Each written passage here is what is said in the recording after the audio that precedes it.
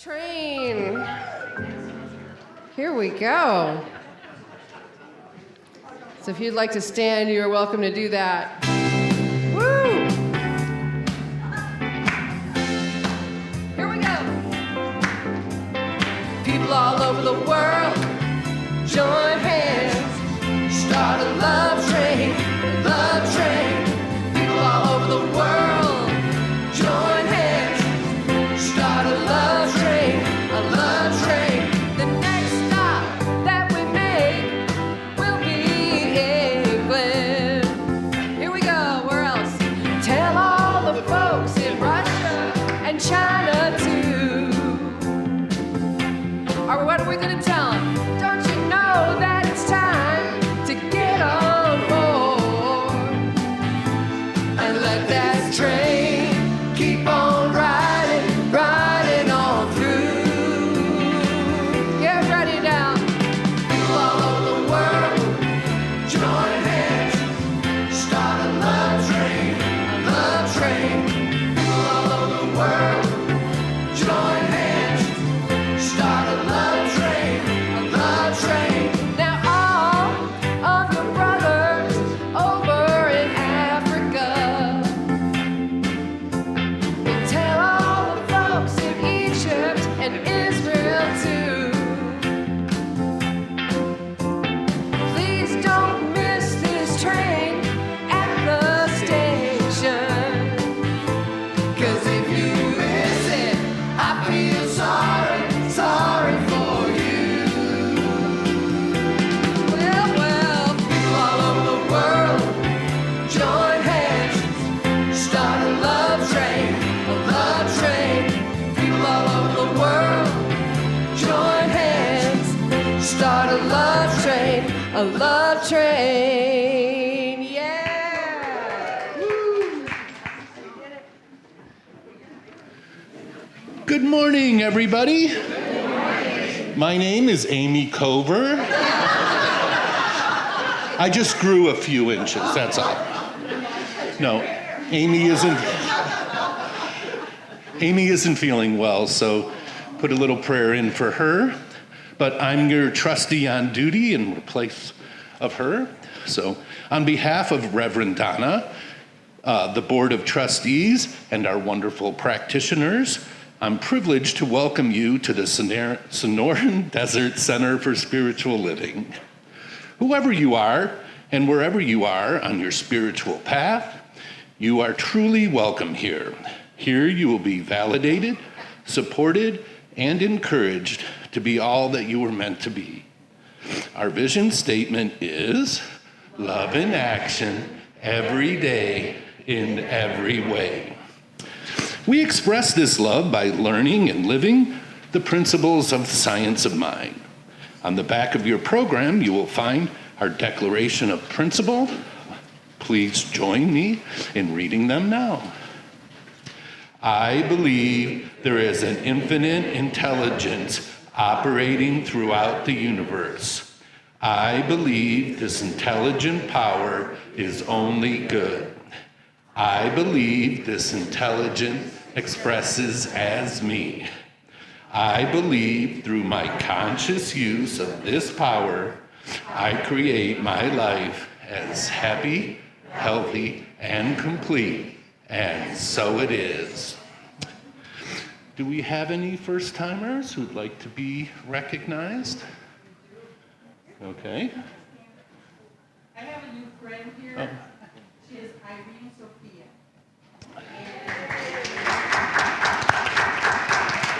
You notice we met a lot of you who loves the energy, don't you? No pressure.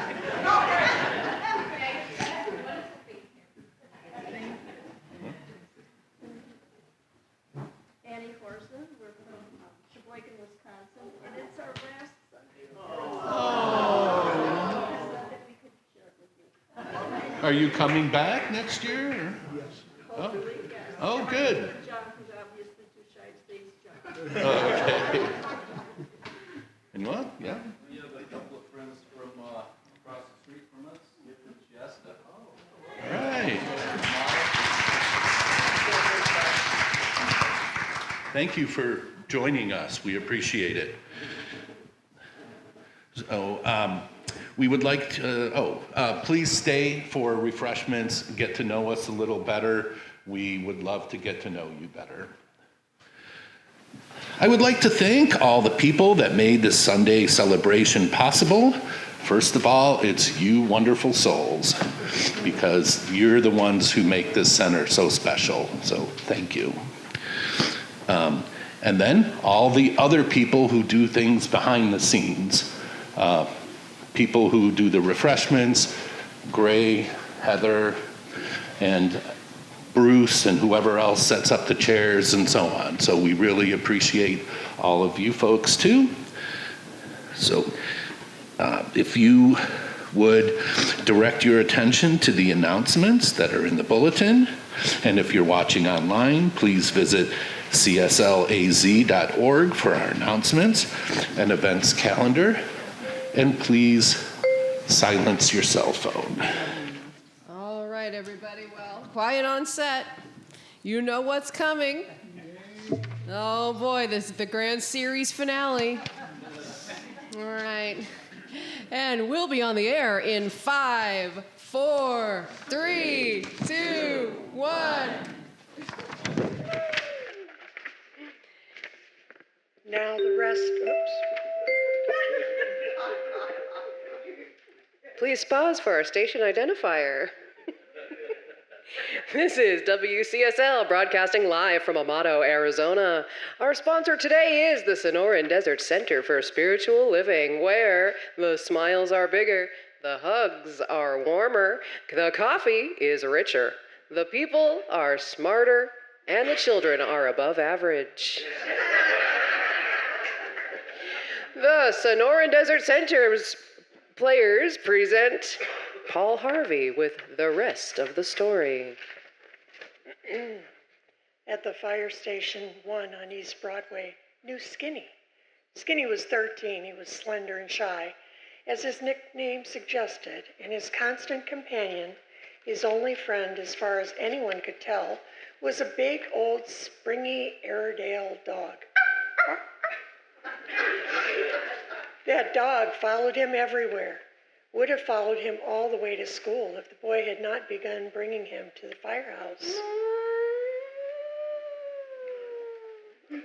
where the pooch slept all day until the young master returned for him each afternoon. The fireman liked Skinny, sort of felt sorry for him, teased and bullied as he was by the other boys. The meaner ones even called him Little Girl.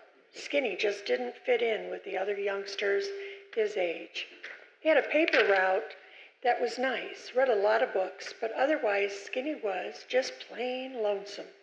Except, as I say, that devoted Airedale dog. That's pretty weak.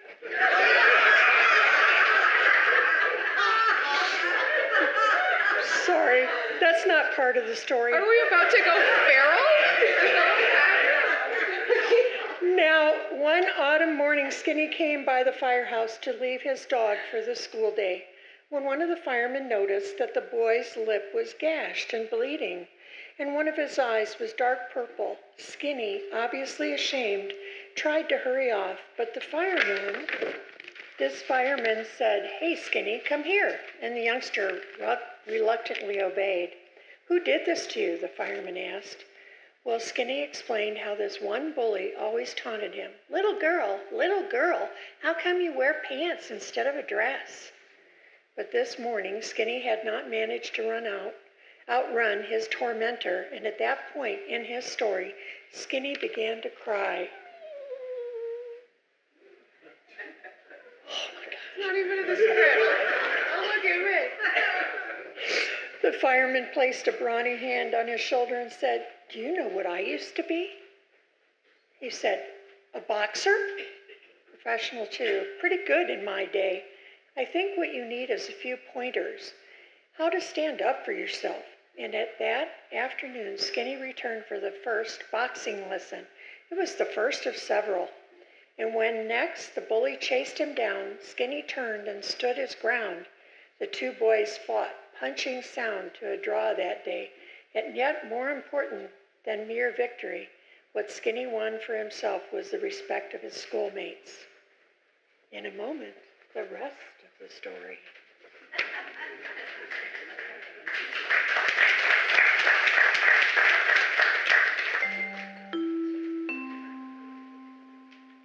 Our sponsor this week is the Center for Spiritual Living. You know, every year we do a pledge campaign to raise the money we need to assure we can meet our obligations, pay our mortgage, utilities, wages, and be a beneficial presence in the community. You can help by pledging, and that is indicating to us how much each of you will give to our center throughout the year. This way we can budget and be good stewards of our money, your money.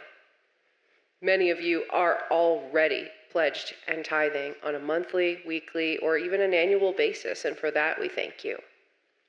For some of you, this is new, and you may need to think about it, and that's why we designate the month of February as our pledge campaign month. Please take a pledge card with you. They are inside your bulletin, inside your program. Complete it whenever you are ready, as long as it's in by the end of today. We hope you like it here. We want to help by pledging. Thank you. And now, back to our regularly scheduled programming. It's not quite Rosie's Leap, but it's the best I can do. All right. And so it began. You never, what? Wait a minute. Yep. Is that right? Okay, and so it began. You never knew this scared, scrawny schoolboy, reborn in Glendale, California firehouse in the autumn of 1920. The skinny youngster whose feminine first name, Marion, had inspired the hated nickname, Little Girl. But now I hope you will never forget the Glendale firefighter who you might say created the man the world remembers with near reverence, and the fireman of station number 1 at 315 East Broadway who created something else, a more respectable nickname for their young friend. You see, the Airedale dog that the boy dropped off at the firehouse each day, his name was Little Duke. To encourage the boy's self-confidence, the firemen started calling him Big Duke, and that name stuck. Ever after, the shy, skinny youngster, Marion Michael Morrison, became known as Duke, the two-fisted, ultimately tough screen legend, you know, as John Wayne. Only now you know the rest of the story. Thank you.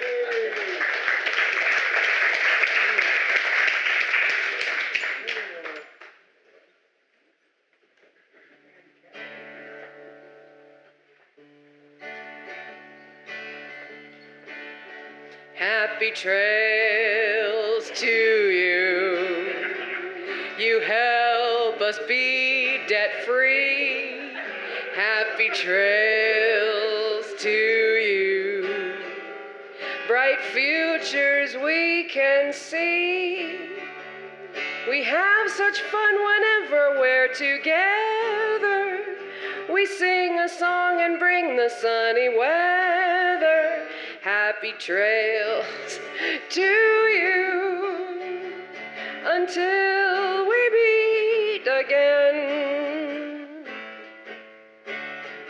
Happy trails to you until we meet again. Happy trails to you.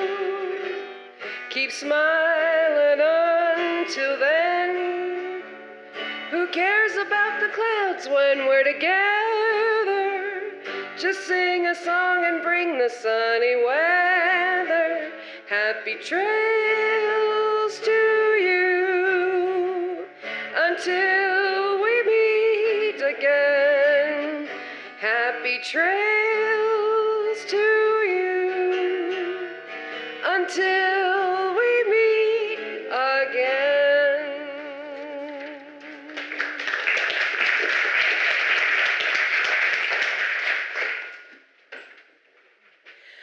We thank you for joining us here on WCSL Broadcasting, live from Amado, Arizona. This concludes our broadcast month. The Sonoran Desert Players are today's sponsor, where the laughter is louder, the skits are funnier, the singing is stupendous, and the acting is out of this world. So, from WCSL to America and all the ships at sea, we wish you good day.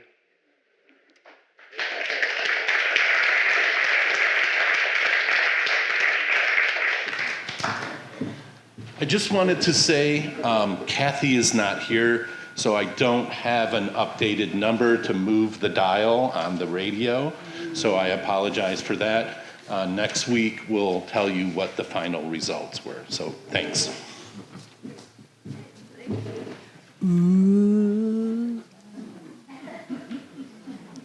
All right, and so now I want to invite our awesome practitioner, John, to come up and ring the bells that start the regular portion of our service.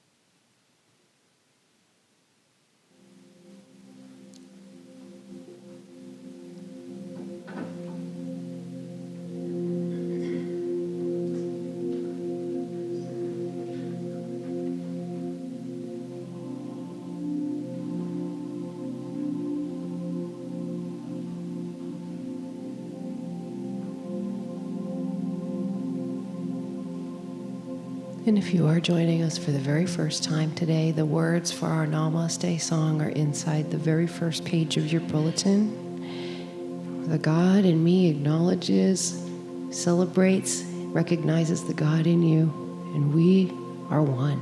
Namaste. The God in me beholds the God in you. It is all for our greatest and highest good. The God in me beholds the God in you, and you and I are one. Namaste. The God in me beholds the God in you. It is all for our greatest and highest good. The God in me beholds the God in you, and you and I are one. Namaste, namaste.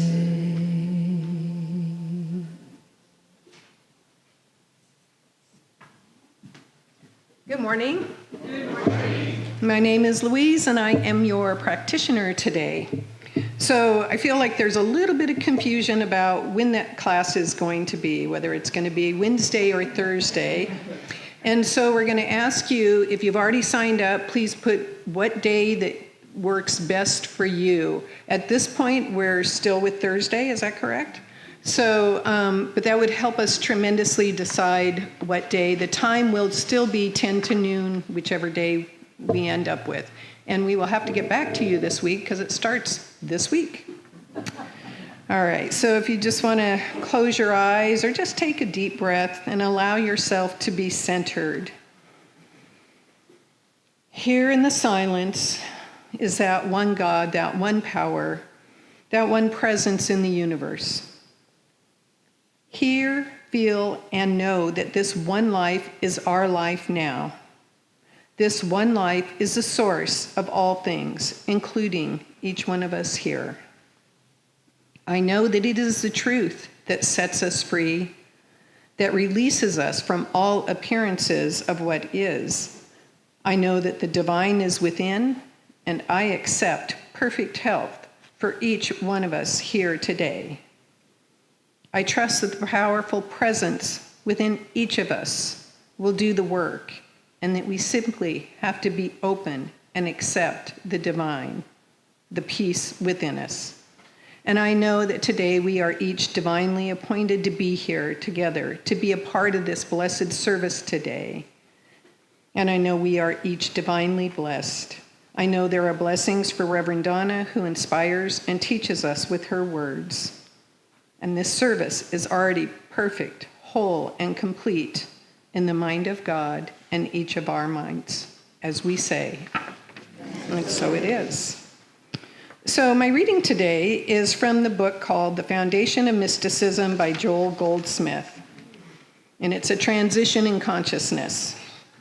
When you sit down to meditate, the mind does not wish to come under control, not because it has a wish or a will of its own, but only because you haven't assumed dominion and it is accustomed to doing what it wants.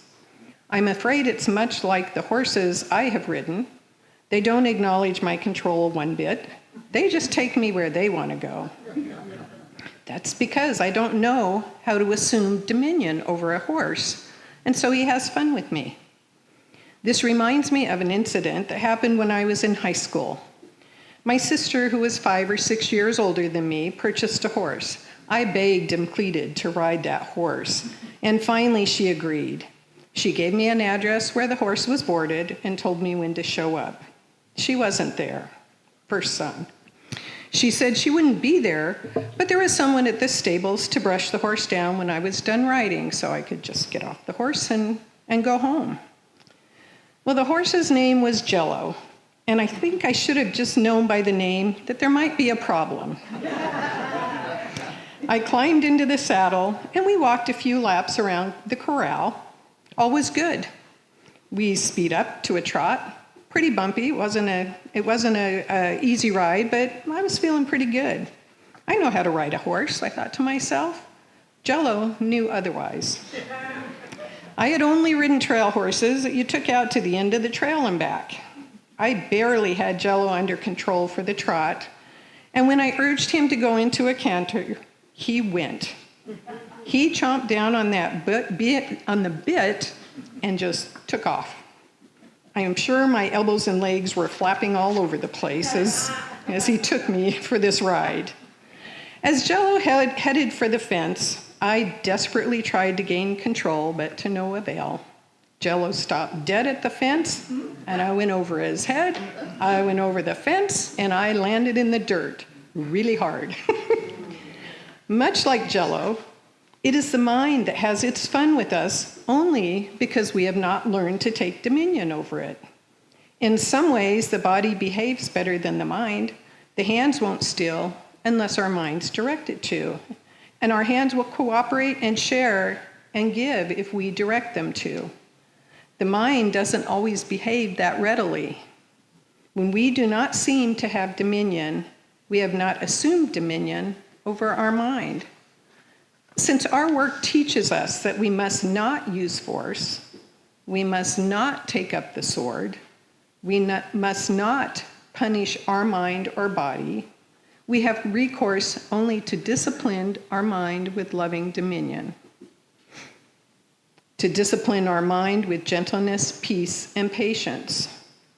And so we learn to gently take dominion over the mind so that we can meditate by dismissing the negative and embracing God's love and presence with a fullness of joy, a fullness of life, and an abundance of good. I now have much more dominion over my mind than I ever had over Jello. If I look at the beginning, that very first meditation, I don't know, it was 15 to 20 years ago, I can share that I have come a long way, and I acknowledge that there is still quite the journey to be had. In the back of the, Okay, so the main thing you accomplish. All right, so I was going to bring the meditation. There was a meditation with this. If you would like a copy of the meditation, my phone number and email are in the program.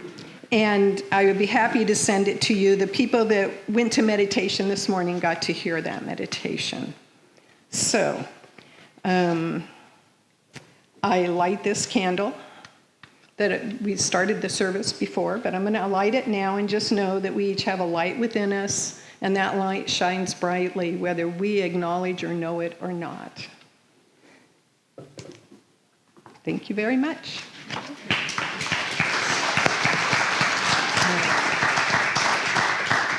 And now I take the candle and I hold the high watch for you, and I wanted to thank Diane and Marianne for doing a great job reading this morning.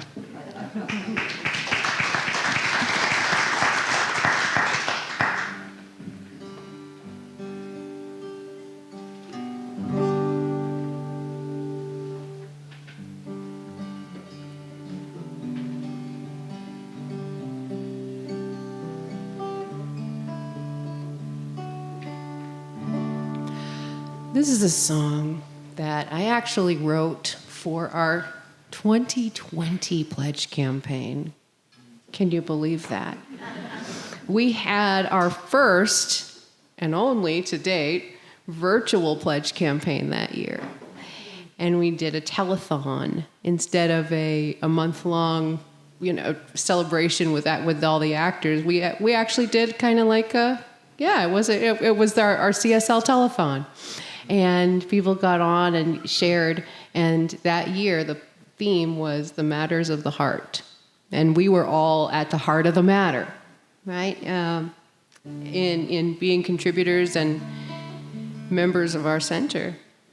And out of that came this song called The Matter of the Heart.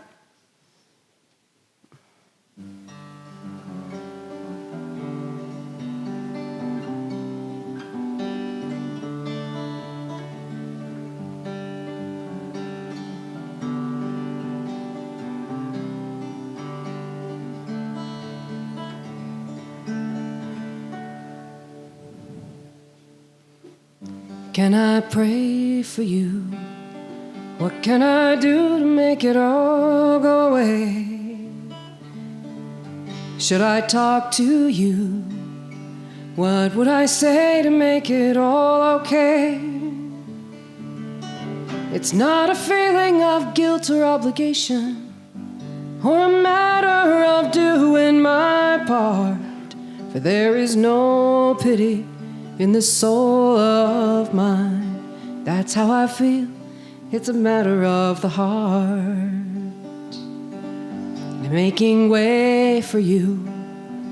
I know that you can't meet me there. What you've been going through, I can't imagine the immense pain. It's not a matter of my own opinion, of the who's and the how's and the what's.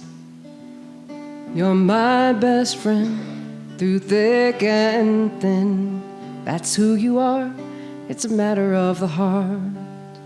The day will come soon, I know, when you will open up again. The dawn will break across your face. Through the tears and the fears and the could have beens, can I sing for you? What melody will ease your mind? I want to scream and cry with you, but you're not picking up the phone this time. It's not a matter of acceptance. At least right now the hurt's too strong. When you're breathing through, I'll breathe with you. That's how I feel. It's a matter of the heart. The day will come soon, I know, when you will open up again.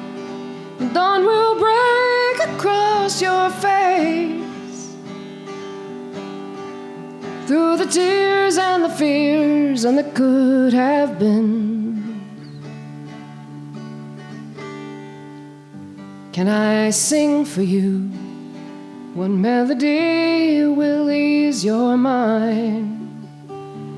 I wanna scream and cry with you, but you're not picking up the phone this time. It's not a matter of acceptance. At least right now the hurt's too strong. What you're breathing through, I'll breathe with you. That's how I feel. It's a matter of the heart. That's how I feel. It's a matter of the heart.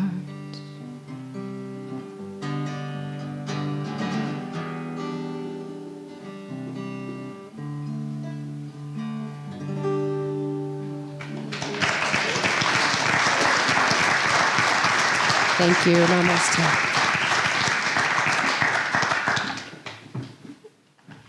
Thank you. That's beautiful. Good morning. Good morning. Well, we're at the final segment of Meister Eckhart's 4 Paths to Enlightenment. And we began with Via Positiva, and that's the path of awe and joy, where we're invited to see ourselves as blessings to the world. In the Via Negativa, the depth of being, we honor the mystery and the darkness that is also fundamental to our spiritual exploration. Through the intertwining of the Via Positiva and the Via Negativa, we enter the next 2 paths. The first one, the Via Creativa, which we did last week, the path of imagination, is where we honor our own creativity as God's expression through us. And today our topic is Via Transformativa, the path of compassion. And this path is a natural result of the culmination of the other 3 paths. And I think if I were to rename it, I would call it Via Transformativa, taking it to the streets. Because in the first 3 paths, we find the breadth of our spirituality through the Via Positiva, the depth of our spirituality through the Via Negativa, and our ability to create, to imagine, to dream through the Via Creativa. But unless we move out into the world with what we know to be true, unless we become an active channel of God's love, truth, beauty, joy, harmony, peace, then we have not completed the journey of awakening to our own spiritual reality. We come to realize that our spiritual journey is not simply personal. It's both personal and it is public. And it is only when we give with love and compassion what we have already been given that we complete that circle of our spiritual growth. Mythologist Joseph Campbell is most famous for his definition of the hero's journey, the path that we all take at some level. And the call to adventure for the hero moves us out of our known world, and we find allies to help us, and we encounter ordeals from which we grow stronger. And then finally, there's a singular event in the hero's life that is his ultimate transformation. And he finds the gift, both the physical one and the spiritual one. But the journey doesn't stop there. There must be a return where the hero brings with him not only the boon or gift that he has received, but his ability to walk in 2 worlds. He or she has resolved the paradox of the human and the divine, the known and unknown, the yin and yang, understanding that these 2 kingdoms are actually one. The divine, the unknown, is a forgotten dimension of the world we already know, and to explore that dimension is the whole deed of the hero. And then his last task is to bring back his wisdom and understanding to the world. By sharing his transformation with humanity, the ultimate gift he brings back from his journey is the embodiment of compassion. We don't have to be a mythical hero. We don't have to have supernatural powers to bring compassion to the world. Some years ago, I ran across a quote by Rachel Joy Scott. And she said, "Compassion is the greatest form of love humans have to offer." I did not know who she was, so I Googled her. An amazing young woman. She was the first murder victim in the Columbine shootings in April of 1999. So I looked up the essay that she had written, and it was just before the shootings. And in her closing paragraph, she writes, "My definition of compassion is forgiving, loving, helping, leading, and showing mercy for others. I have this theory that if one person can go out of their way to show compassion, then it will start a chain reaction of the same. People will never know how far a little kindness will go." And we've all heard those stories. We may have, I don't know what that is. I think it's me. Where one small act of compassion and kindness made a difference in a life. In the 1960s, one night at 11:30 p.m., an older black woman was standing on the side of an Alabama highway trying to endure a lashing rainstorm. Her car had broken down and she desperately needed a ride. Soaking wet, she decided to flag down the next car. A young white man stopped to help her, generally unheard of in those conflict-filled 1960s. The man took her to safety, helped her get assistance, and put her into a taxi cab. She seemed to be in a big hurry, but wrote down his address and thanked him. 7 days went by and a knock came on the man's door. To his surprise, a giant console color TV was delivered to his home with a special note attached that read, "Thank you for assisting me on the highway the other night. The rain drenched not only my clothes but my spirits. Then you came along. Because of you, I was able to make it to my dying husband's bedside just before he passed away. God bless you for helping me and unselfishly serving others. Sincerely, Mrs. Nat King Cole."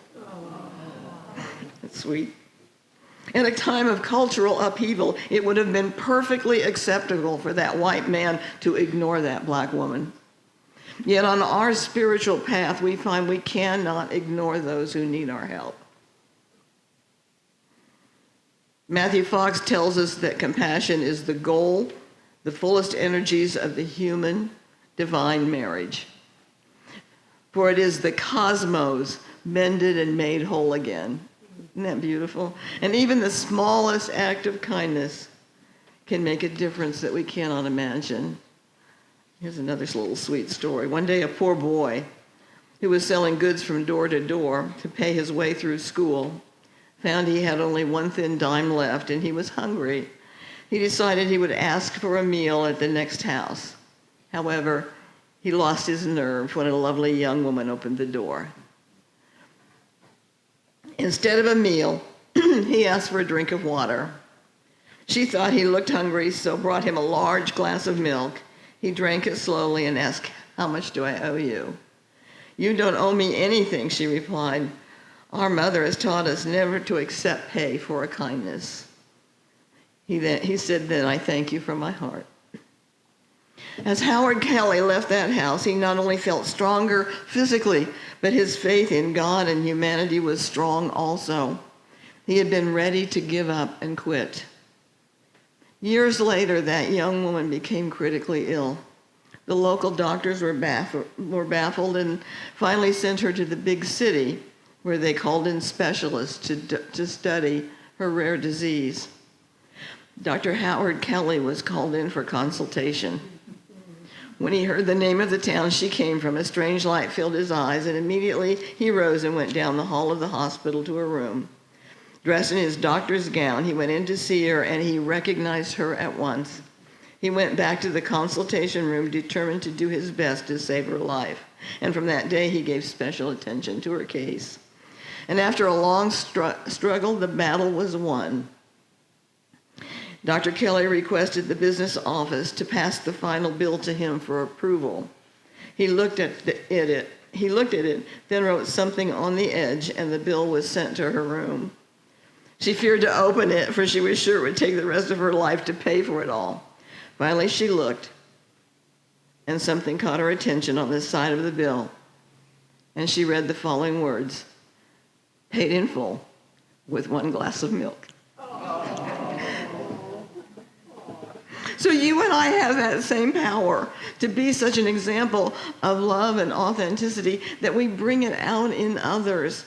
Giving a poor boy a glass of milk called forth the best in him.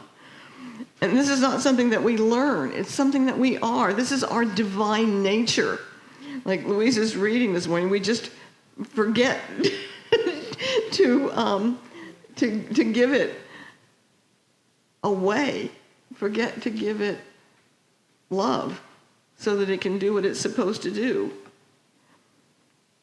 Jesus was the most profound way shower for this path of compassion. In a time when children had no voice, he said, "Suffer the children to come unto me, for such is the kingdom of heaven." In a time where women were considered chattel, he sat and talked among them as equals. He considered Mary Magdalene a beloved disciple. He healed the withered hand of the leper with no thought of caste distinction. He ate and drank with the richest and the poorest alike. And when asked for a definition of neighbor, he answered with a parable, with neighbor being a Samaritan from a sect despised by those to whom he was speaking. He stopped the stoning of a young woman accused of adultery by saying, "Whoever among you is without sin, cast the first stone." And I found a very interesting explanation of this by Candace Shalou, pastor of Jubilee Circles in Columbia, South Carolina. And according to her, this story is generally read as a lesson in guilt. The crowd had every reason to stone the woman, and according to law, this was the proper punishment for adultery. The scribes and the Pharisees knew that the law was on their side and were using this event as a way to trap Jesus. They knew that Jesus knew the law, and if he stopped the stoning, he would be breaking the law and they could arrest him. When he said, "He who is without sin cast the first stone," he was not trying to shame the mob into self-reflection about their own sins. Instead, he was lifting the veil of illusion. Pastor Shalou says, "Follow me now, because we're going to wander into some deep, uncharted theological waters." The traditional reading is right when it teaches that the crowd dropped their stones because they realized they were no better than this woman, but not because they believed they were equally guilty. Instead, in that moment, their eyes were opened in love, and they saw her as innocent, and in turn saw themselves as innocent. And this is the real miracle. They had their perception changed, not through guilt, but through love, because Jesus allowed them to see this woman through his eyes, to see her as he saw her, not guilty of anything, but as an innocent and beloved child of God. And Pastor Shalou continues, if we're willing to see this story differently, to allow the miracle of a new perspective, then I believe the story has a lot to teach us about how we are to live in the world. We are to look into the eyes of Jesus as these people did on that day and see the reality of this world, that we are all one, all beloved and innocent and without sin. So you and I should be filled with so much love that we pass it on to those we meet without our even knowing it. And that is the path of the Via Transformativa. Love and compassion are sisters. And when either of these are present in any situation, then the cosmos are mended and healed again.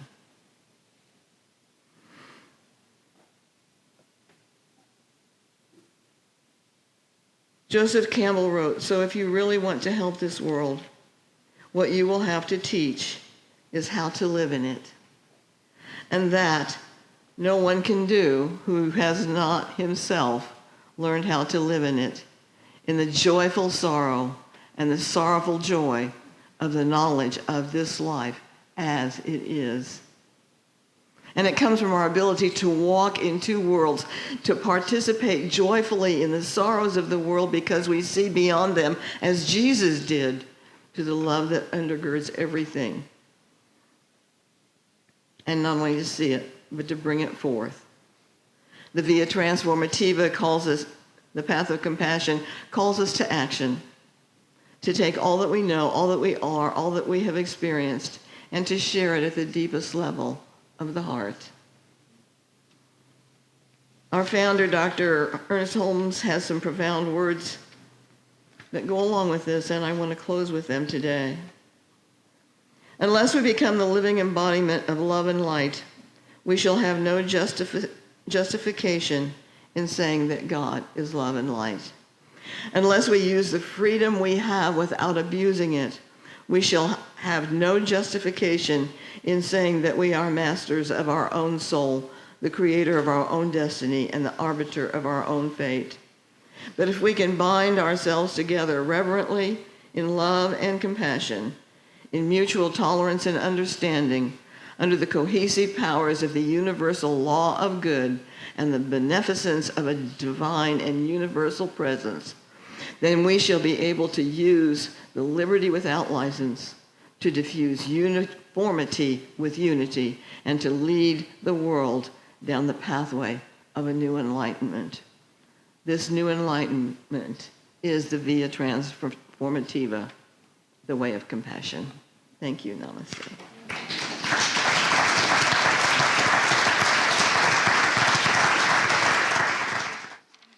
And with that, let's stand and let's sing this song.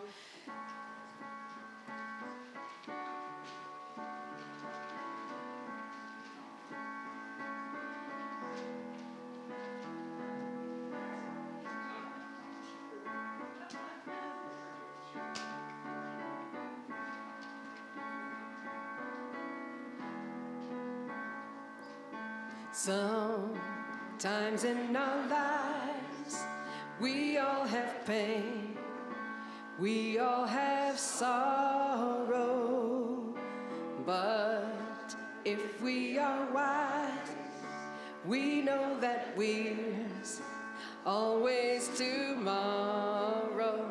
Lean on me when you're not strong, and I'll be your friend. I'll help you carry on, for it won't be long till I'm gonna need somebody to lean on.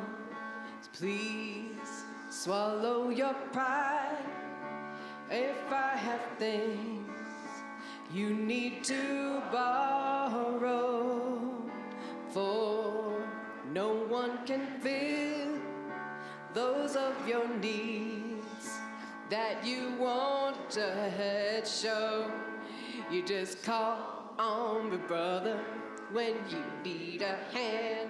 We all need somebody to lean on. I just might have a problem that you understand. We all need somebody to lean on. Lean on me when you're not strong, and I'll be your friend. I'll help you carry on, for it won't be long till I'm gonna need somebody to lean on. You just call on me, brother, when you need a hand. We all need somebody to lean on. I just might have a problem that you'll understand.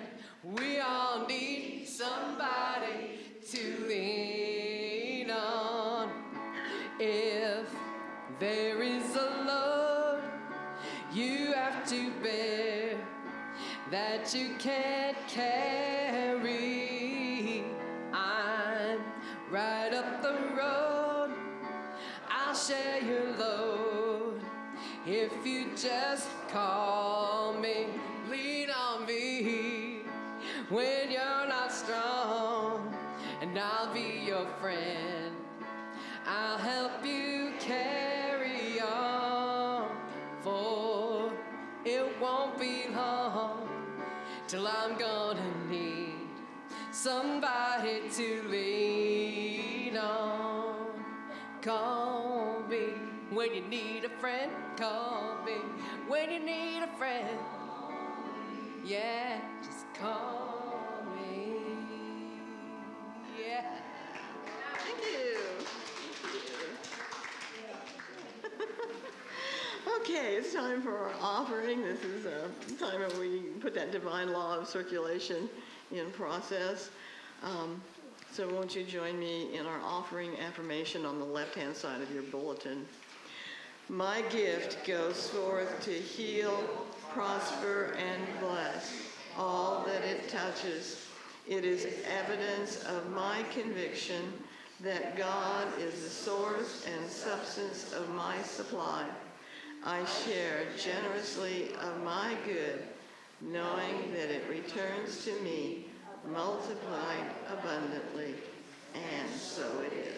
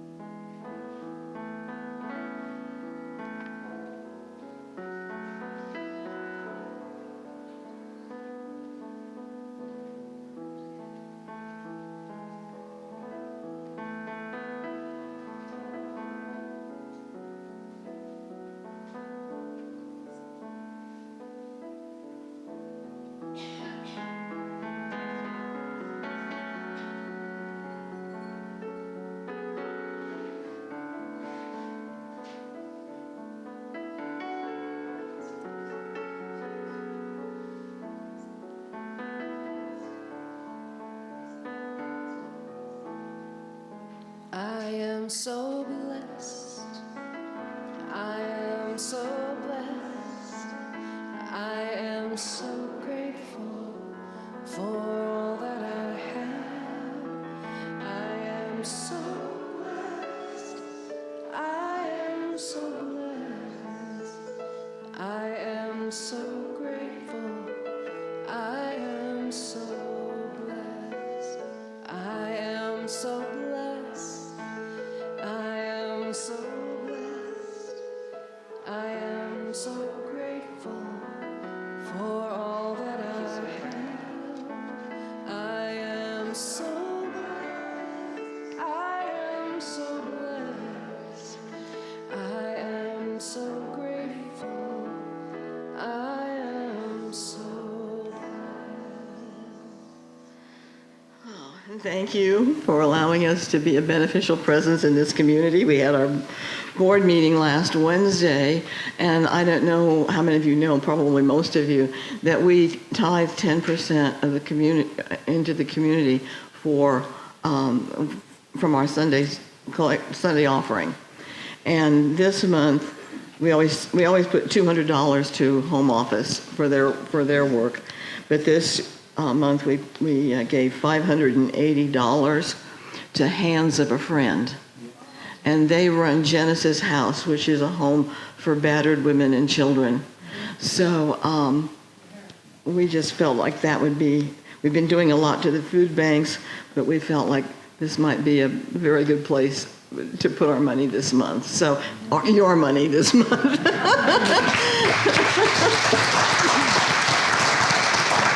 And if you have a charity that's in your heart that you'd like us to consider, please call any board member or me or call the office, and we'll consider it, because we have a list of organizations that we choose from every month. So if you've got something in your heart, we will definitely consider that. Okay, so let's close this portion out in prayer. Please join us for refreshments.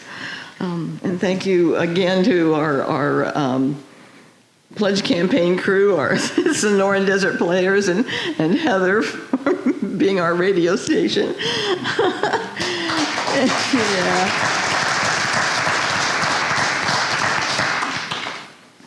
And so I know right now that there is one divine power and presence that is just within each and every one of us. Its attributes are joy, harmony, peace, love, abundance. And so we are endowed with those as our natural rights. And as we move out into this world and take with us this feeling of absolute compassion for the world, because we have experienced the world.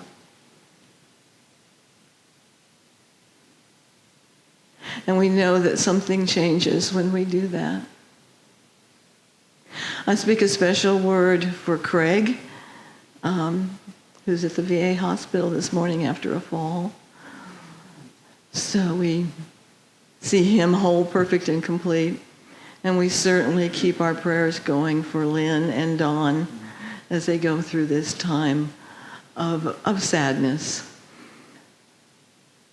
I give thanks that I have this incredible spiritual family that I can rely on. They tell me, call on me.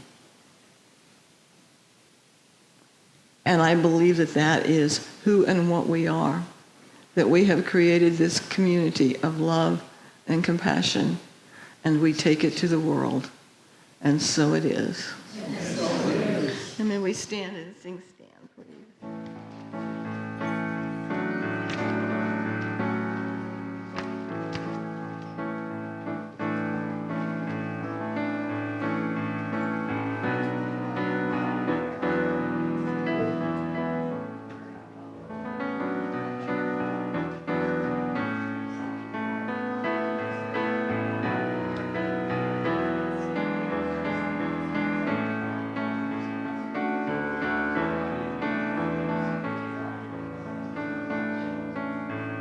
So let there be peace. I am a stand for peace. Let there be love. I am a stand for love. Let there be joy. I am a stand for joy. We are living a new world now. So let there be peace. I am a stand for peace. Let there be love. I am a stand for love. Let there